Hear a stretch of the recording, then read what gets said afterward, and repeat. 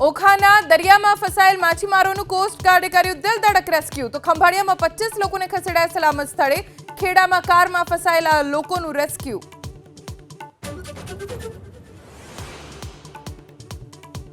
મોરબી કચ્છને જોડતો national highway હળવા વાહનો માટે કરાયો શરૂ મંત્રી અને અધિકારીઓએ રોડ પર વાહન ચલાવી મેળવ્યો પરિસ્થિતિનો તાગ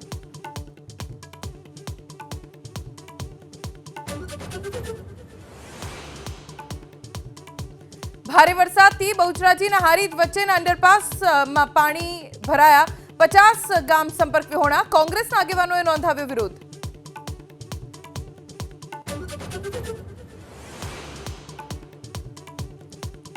મોરબી સુરેન્દ્રનગર મહેસાણા બનાસકાંઠાના અનેક ખેતરોમાં ફેરવાયા બેટમાં કપાસ મગફળી સહિતના પાકને નુકસાન ખેડૂતો ચિંતામાં